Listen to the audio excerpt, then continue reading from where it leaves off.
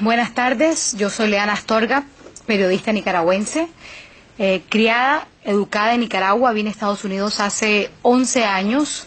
Mi pasión siempre fue comunicar, porque yo siempre he dicho que en una verdadera democracia el trabajo de un verdadero periodista es denunciar las injusticias, darle voces a los que no la tienen, y muchas veces nos convertimos en los Robin Hood de nuestra comunidad, ¿no? Hablando de manera un poco metafórica.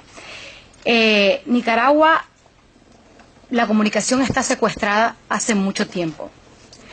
Hasta ahora es que podemos decir que el mundo entero se ha fijado en Nicaragua.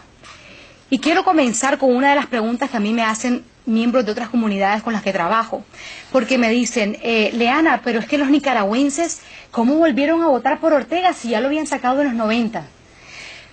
Lo que la gente no sabe es que Ortega vuelve a llegar al poder con un pacto político y con puras patrañas. Y desde entonces, desde el 2006, él lo que ha sido es un corredor muy hábil y ha sabido esperar. Pero el pacto que él hace con Arnoldo Alemán en el 2000, donde cambia y modifica la ley electoral, es decir, antes en Nicaragua para una persona llegar al poder tenía que tener un mínimo del 45% para ser electo presidente, y si no tenía que ir a una segunda vuelta. Daniel Ortega, en los últimos años que trató de volver a ganar la presidencia, su promedio siempre fue el mismo, de 35 a 38, no llegaba nunca al 45. Entonces, él pactando con Arnoldo Alemán, cambia, el primer golpe que da la Constitución fue ese, un cambio en la ley electoral a que sea el 45%, estaba más cerca, ¿no?, del 38 al 45. Después de eso, esperan elecciones y no gana, le gana al señor Bolaños. ¿Y qué dice Daniel Ortega? Bueno, ahora me toca hacer la segunda parte, esperar pacientemente y dividir a los liberales, que fue lo que hizo. Entonces, ahí empezaron las patrañas políticas. Pero definitivamente es importante recalcar que para hacer periodismo ahorita en Nicaragua, los periodistas de nuestro país están siendo amenazados, están siendo amedrentados y tienen que tener, les ponen una mordaza y si no la tienen, pues entonces lo golpean. Vimos hace poco un periodista de Canal 10 que lo secuestraron y lo golpearon. Yo estuve reportando las primeras semanas en Nicaragua la crisis y a mí me amenazaron. Y de verdad les voy a decir que sentí miedo. Sentí miedo porque como periodistas siempre nos han enseñado a dar las dos caras de la noticia, ¿verdad? Entonces yo estaba cubriendo las marchas cívicas y quise ir a cubrir una marcha oficialista. Cuando empecé a cubrir esa marcha, llegaron varios jóvenes de las turbas sandinistas con los rostros tapados y me dijeron que cuidado con lo que decís. Y después se fueron como manada de lobos porque se manejan como lobos, entre 4 o 5, y trataron de agredirme. Gracias a Dios yo tenía por mi trabajo a guardaespaldas, pero igual quiero decirles que sentí miedo. Así que yo quiero felicitar a todos nuestros periodistas independientes que contra marea, que contra amenazas siguen en las calles reportando lo que dice el pueblo, siguen reportando la voz de la gente, siguen en las manifestaciones. Y quiero decirle también que como nicaragüense me siento muy orgullosa del pueblo, muy orgullosa de la gente, porque mucha gente me dice aquí también, Leana, cuando me ven muy apasionada, ¿no?, diciendo la noticia, todos los días cuando llego a la mesa de asignaciones, yo siempre tengo algo para hablar de Nicaragua, y muchas veces me dicen, pero es que ya Nicaragua, entonces yo digo, no, podemos hacer esto, podemos hacer lo otro, y cuando me ven así apasionada, mucha gente me dice, venezolanas o cubanos, Leana, pero es que Nicaragua va a ser igual que Venezuela, o sea, va a pasar lo mismo que en Cuba, y yo siempre les digo, no. ¿Saben por qué no va a pasar lo mismo? Porque el pueblo nicaragüense tiene más de 100 días. La estrategia de Daniel Ortega sí fue la misma de Castro y de Cuba. Ellos dijeron, a los primeros que salgan los vamos a matar, para que no salgan más, vamos a meterlos en miedo. Pero nuestro pueblo nicaragüense, la historia de nosotros es una historia de guerra. Y la historia de nosotros no viene de los tiempos modernos, estoy hablando de la historia de Andrés Castro, del tiempo de la conquista. Voy a decirlo en términos nicaragüenses, nosotros somos arrechos. O sea, Andrés Castro, cuando Andrés Castro estaba con los filibusteros españoles, así, ese hombre vino, agarró una piedra, el tipo David y Goliat, esa historia es nuestra. Y con una piedra derrotó a un filibustero. Y él no es la única. Rafael Herrera, una mujer, para defender su castillo, agarró unas toallas, la llenó de alcohol y tiró fuego. O sea, el corazón de los nicaragüenses está lleno de fuego. Y a los nicaragüenses no los callan así por así. ¿Por qué ustedes creen que mientras más tiran balas, más sale la gente? Más sale la gente. Miren la marcha de los obispos. Los sandinistas pensaron, ya no van a salir esta gente si le hemos dado con... Mira, le hemos tirado morteros, le hemos tirado balas, AK, francotiradores. Y las mujeres se ponen más arrechas, más encachimbadas, porque a nosotros no nos pueden tocar. Mira, yo les explico a la gente cuando me dicen, ¿qué es lo que pasa en Nicaragua? Lo que pasa en Nicaragua fue esto. Nicaragua vivió una relativa tranquilidad mundial y de crecimiento económico por 11 años, los últimos 11 años que estaba Daniel Ortega. ¿Qué pasa? Había dinero, sí, pero era dinero porque en ese momento Venezuela estaba patrocinando a través del petróleo millones de dólares. La cooperación venezolana daba millones.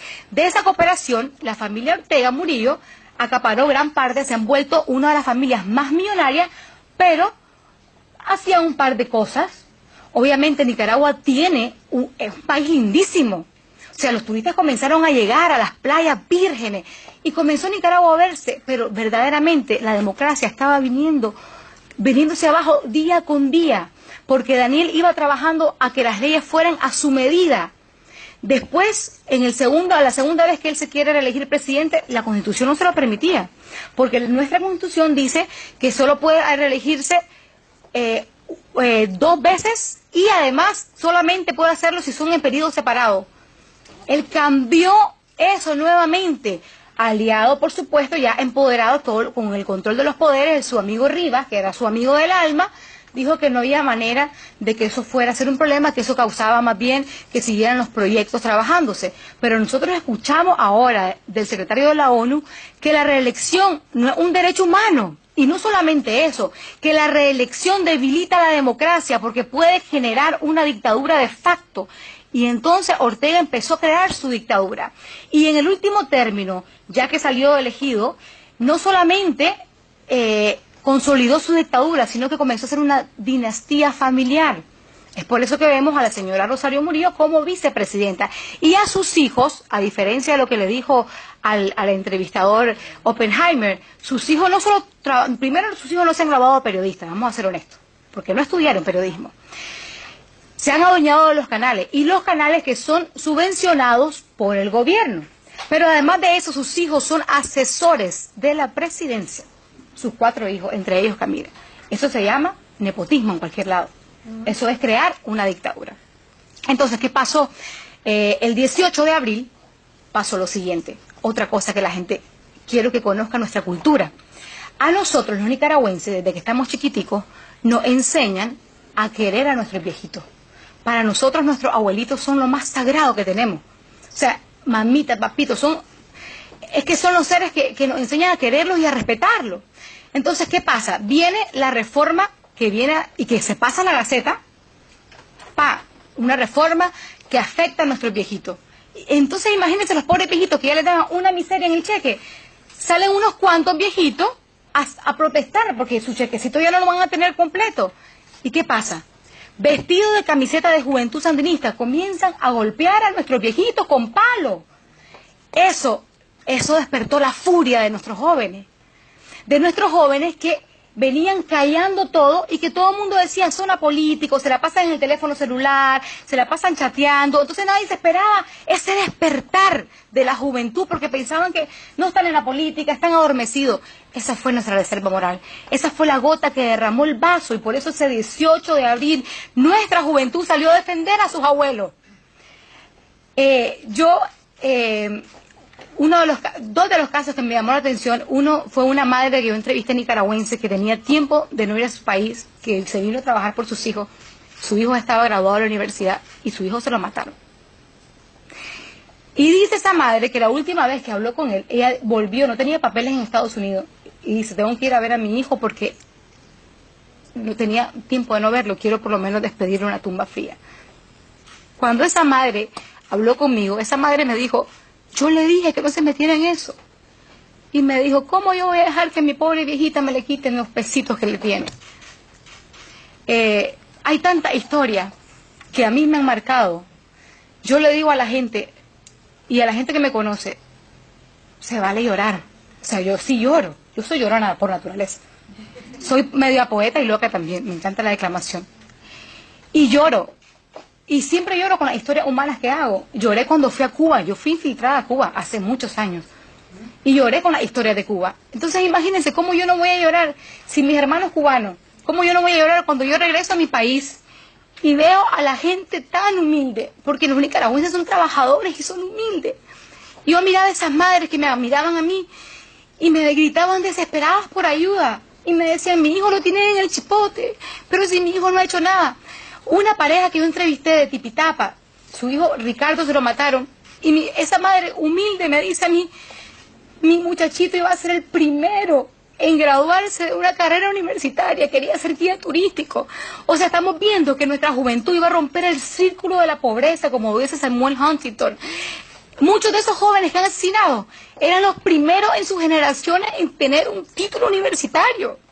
Sus madres, con esfuerzo, lavando, cocinando, planchando, siendo empleada doméstica, se desvelaron para que sus hijos fueran a la universidad. Y a sus hijos se los mataron. Se los asesinaron. Y cuando vemos las imágenes de esos muchachitos de 20 años, ese Alvarito Conrado fue el primer caso que a mí me tocó el corazón.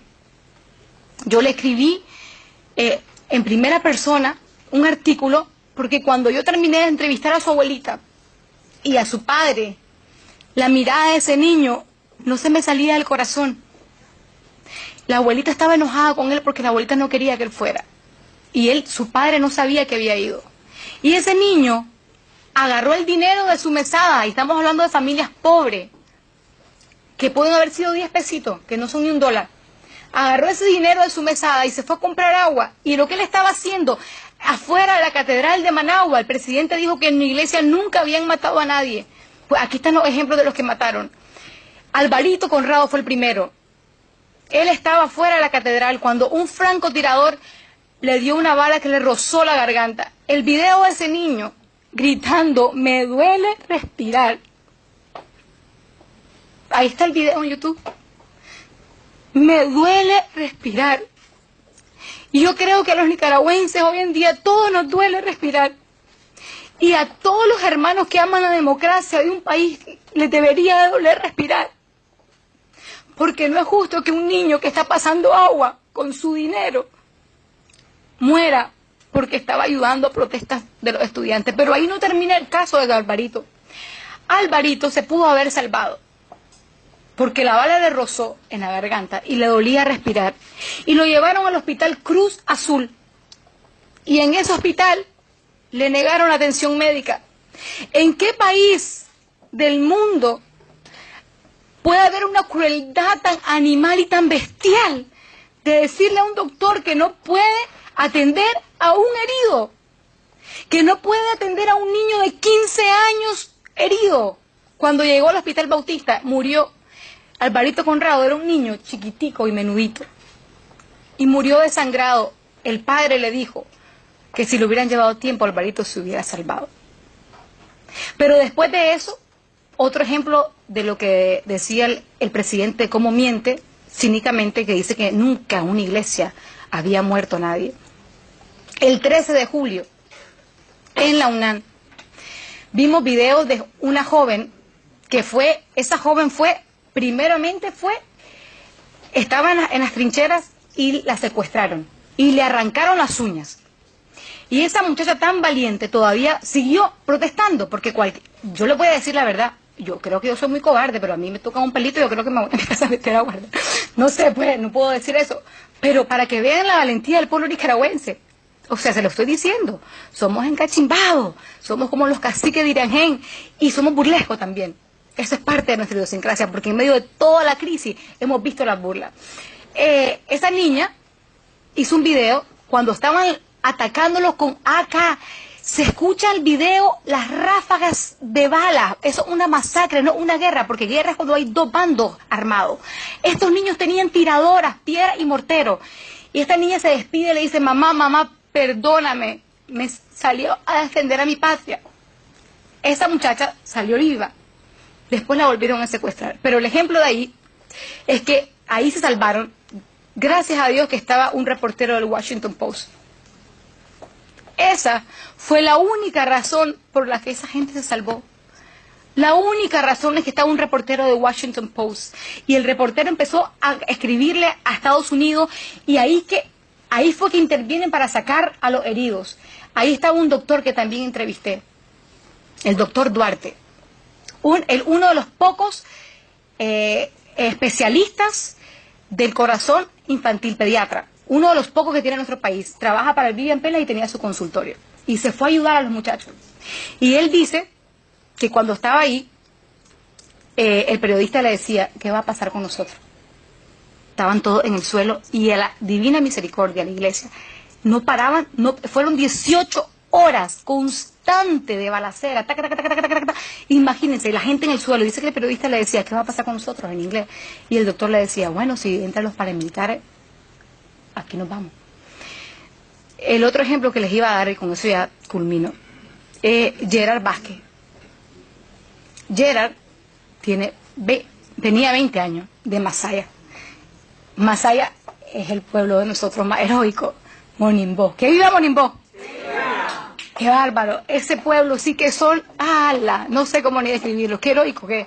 Yo lo he dicho cada vez que hablo, cuando yo vuelva a Nicaragua libre, me voy para Masaya y a todos mis artesanos le compro de todo, porque fueron los primeros que se levantaron y fueron los primeros que dijeron, aquí no va a pasar el repliegue, porque ellos fueron los que le dieron el voto a los sandinistas y siempre se vanagloriaban porque Sandino de Monimbó y decía, y ellos fueron los primeros que se levantaron. Masaya, en Monimbó, increíble. Entonces este muchacho es de Masaya, Gerard Vázquez, 20 años, y me cuenta el doctor que a él lo hirieron 3 veces. La primera vez lo hieren una bala que dice que estaba muerta, o sea que no le dio tan fuerte, y lo atiende. Y dice que le dice el doctor, Gerard, quédate aquí. Ellos habían improvisado como un puestito médico, quédate aquí, Gerard. Y le dice, no, doctor, no, deme un analgésico y me voy, que si los paramilitares entran aquí a la iglesia, nos agarran a todos, yo no puedo permitir que entren con su morterito afuera de la iglesia. La segunda, otra bala de rosa y le hiere el brazo. Y vuelve donde el doctor, y el doctor le dice, no, pero niño, quédate aquí, no te vayas. No, doctor, ya me voy, si estoy bien. Y la tercera fue la vencida para él, porque un francotirador también le dio en la cabeza. El doctor, un doctor ya bastante mayor, así pues no lo va a decir que estoy diciendo viejo, no, pero un doctor con mucha experiencia, ese hombre, cuando me contó la historia, me la dijo llorando. Dice él que entre la pala él fue a recibir a Gerard Vázquez, lo fue a recibir, y dice que Gerard venía hablando de Nicaragua y que sus últimas palabras que dijo consciente en los brazos del médico fueron que viva Nicaragua. La última palabra de ese muchacho consciente fueron que viva Nicaragua. Y después, por 40 minutos estuvo en una cama agonizando. Gerard Vázquez, otro joven que fue asesinado en una iglesia. Pero yo creo y tengo esperanza en que con la ayuda internacional es muy importante. Me dicen las personas, ¿qué podemos hacer? Lo que pueden hacer es compartir la información. Lo que pueden hacer es ayudarnos a seguir denunciando, ayudarnos a que el mundo conozca lo que está pasando. Nosotros no podemos ver que a una persona la están asesinando y quedarnos sin decir nada porque estamos siendo cómplices de esa violación de derechos humanos. O sea, nosotros no podemos permitir eso. Los nicaragüenses están haciendo su parte. Ellos están en las calles todavía. Ellos siguen protestando. En Nicaragua ahora se aprobó una ley de terrorismo. Todos los que protestan, los médicos, el médico que yo entrevisté está aquí en Miami, porque lo acusaron de terrorista por haber cumplido con su juramento hipocrático. Es terrorista. Entonces, lo que se puede hacer es cada quien desde su plataforma seguir apoyando. Yo quiero decirle que, vuelvo y repito, me siento orgullosa del pueblo nicaragüense. El pueblo nicaragüense sigue manifestándose, sigue luchando por su libertad, por la democracia y por la justicia. 3 palabras tan clave que se han vuelto para los Ortega una gran amenaza. Que se han vuelto para querer paz, democracia y justicia, es como pedir lo imposible para ellos. Así que el mensaje es seguir denunciando. Yo como periodista seguiré haciendo mi trabajo, seguiré contando la historia que impacta y seguiré contando la historia de mi país y confiando y orando en Dios de que pronto llegue la libertad, de que no haya más derramamiento de sangre. Los últimos datos dicen que son 448 personas muertas hasta el momento. De esos también hay más de 700 personas detenidas arbitrariamente. En Nicaragua se está viviendo la parte más cruda de la dictadura hoy en día. Hay una cacería de brujas impresionante. Nuestros jóvenes están huyendo. El último dato de la ONU revela que son 23.000 nicaragüenses los que están pidiendo refugio en Costa Rica. Algunos que pueden llegar acá están llegando. Así que, por favor, les pido que no se olviden de Nicaragua, que nos ayuden a seguir denunciando y sigamos alzando la voz por ese pueblo heroico, que viva Masaya, que viva León, que viva Nicaragua libre.